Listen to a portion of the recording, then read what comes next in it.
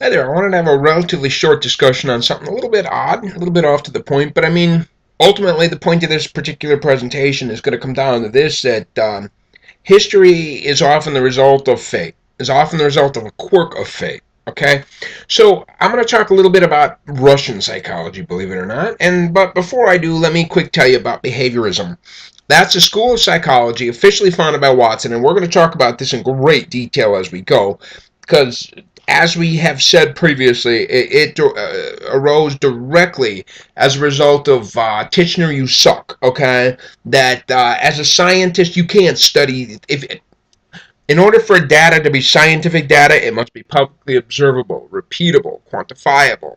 Introspection had none of these characteristics, so the behaviorists really hated Titchener for that. But anyway, we'll come to that later. So behavior must be psychology subject matter. The goal is prediction and control of behavior. Anything mentalistic is out. Okay? And so this is where behaviorism goes. But a quick background, I want to just show you, this is Weber. This is Ernst Weber's brother, Edvard Weber. All them Weber boys were famous for other stuff. And he discovered something in a frog. And I mean, it's a frog, whatever. But what he found was that if you stimulate a particular nerve, you can slow down the heartbeat. Okay? That reflexes in an animal with a brain are slower than reflexes in an animal without a brain. Okay? And so what his basic concept, what his basic thought was that the brain is not creating things, the brain is inhibiting things. In other words, you're born with everything, and the job is to shut it down. Okay? With that thought in mind, Weber laid out the role of inhibition in physiology. Along comes Sechenov. It turns out in the field of Russian psychology, right, back in the early part of the 1900s, and I'm going to talk more about Pavlov in a little bit.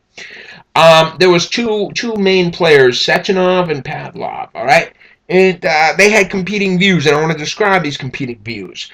Sechenov felt that inhibition was the main thing that explained development or change. That is to say, inhibition, by definition, the reduction or cessation of activity caused by stimulation, such as when extinction causes a condition. Oh no, leave that alone. Come back to that. Sechenov's discovery of inhibitory mechanisms in the brain felt that all human behavior could be the result of brain physiology.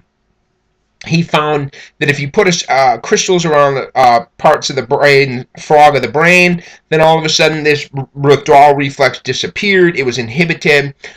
Take away the salt, the reflex comes back. Okay, so inhibition, he said, can explain smooth, coordinated movement without employing subjective. Human development is a slow establishment of inhibitory control over reflexive behavior. This is a genius statement. I'll read this next one and then I'll talk about it. Such control allows for contemplation or endurance in the face of unpleasantness. Yeah, clearly, in my line of research, I make reference to self-regulation, and I say self-regulation is not a natural thing. Okay, by definition, we are id creatures. We are, I know, Freud. Freud, whatever.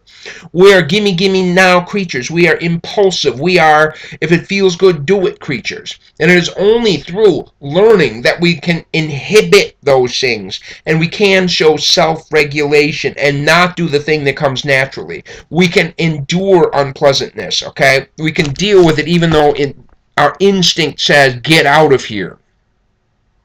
And then finally, very, very briefly, we're going to come back to Pavlov in great detail in the next slideshow. But here's Pavlov, and he said, okay, look, he's going to make reference to the conditioned reflex. He's going to say, look, the process of learning and development and change is a process of building things up. That you start with a few simple reflexes, and then these few, then through the laws of association, become associated with other things. And we're going to talk about the ding ding ding and drooling dogs and all that stuff.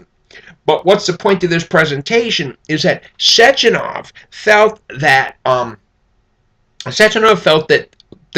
learning and development was a process of shutting things down from the top down. Okay, that you start with so much and turn it off. Pavlov believed that you started with very little and built up.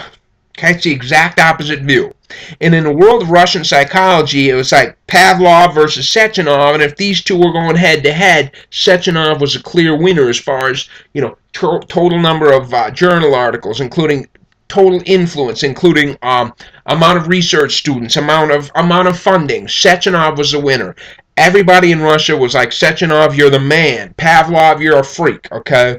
But then John Watson here in the United States, he heard some rumors going around about what was happening in Russia, and so he goes and gets an article translated to figure out about what's going on, and he happens to get a hold of Pavlov, okay? And he gets a hold of Pavlov, and why does he get Pavlov? God only knows. I'm sure that somebody somewhere knows why Watson picked this one versus that one. And lo and behold, that's what Watson brings to America. And our history book now uses Pavlov as a main character, when in the world of Russian psychology, he's a minor character. He's a losing character, yet he's the winner. He's the precursor to Watson and then later Skinner's beliefs on behaviorism. So clearly, the quirk of fate can really, really make a difference. So now we in the West tend to think of the process of development as a process of building up the organism. Okay?